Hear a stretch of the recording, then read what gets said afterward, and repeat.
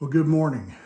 Here it is. It's Thursday, and of course that means we're now on the downhill slide, toward the weekend. Today is April the 3rd, and I certainly hope that you had a great Wednesday. I hope you had a great day. I hope that it was a good hump day, getting over the hump of this week, the middle of this week, and anyway, now, God has, He's blessed us with the breath to breathe for yet another day. He's given us another day of opportunities, and I hope and pray that this morning finds you feeling well. Hope it finds you well rested.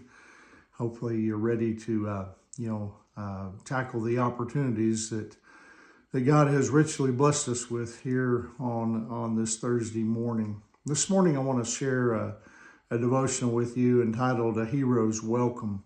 Matthew chapter 21, verse 8. It says, "Most of the crowd spread their garments on the road ahead of him, and others cut branches from the trees and spread them on the road."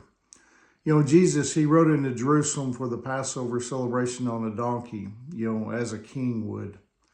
And that's how the crowd, they treated him when he arrived, as a king.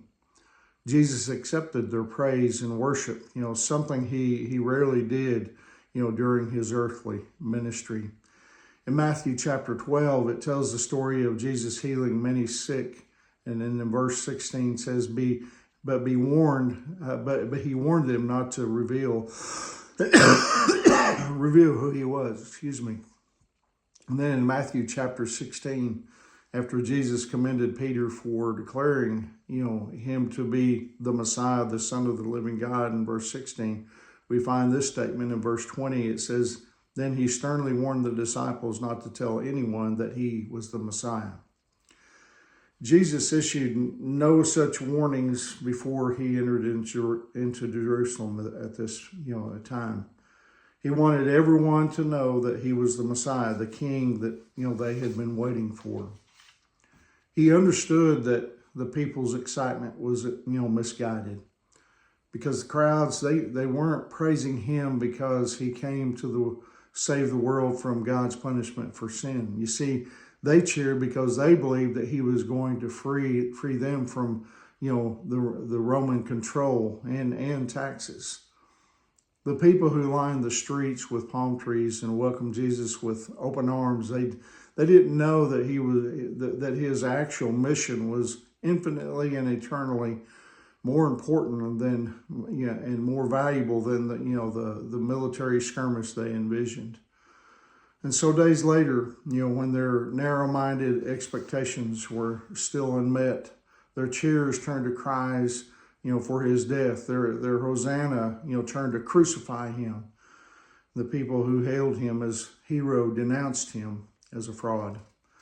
I think it's interesting to note that, the Romans, the ones who had the most to lose if Jesus had turned out, to be the Messiah, the Jewish people expected, apparently didn't see his triumph entry as a threat. Nowhere in the Gospels is there a reaction to Jesus' arrival by Roman officials or soldiers. The Roman military was stationed in Jerusalem to prevent rebellion, but they didn't see Jesus or the crowds who gathered, to greet him as dangerous, rebels. As far as Rome was concerned, the event was just a bunch of, unarmed peasants waving broken tree branches to greet a local rabbi who was sitting on some old clothes as he rode a donkey. Hardly the type of movement that could disrupt an empire, or so they thought. Excuse me. The Jewish religious leaders, on the other hand, they saw an enormous threat. They received loud and clear the message Jesus communicated with his triumphant entry into Jerusalem. The Messiah had come. The religious leaders had tried to rid themselves of Jesus since the earliest days of his ministry. But because his work had been completed, they were helpless to do anything. With Jesus' arrival in Jerusalem, and you see, they faced another problem. His popularity with the crowd. As long as he had the people's support, the leaders could do nothing to him. And so they, bided their time and they worked to undermine him in the eyes of the people. And because their plans aligned with God's plan, they succeeded. The hero of Palm Sunday would be public enemy number one by Good Friday. You see, Jesus, he knew what was coming. He knew everything that was coming.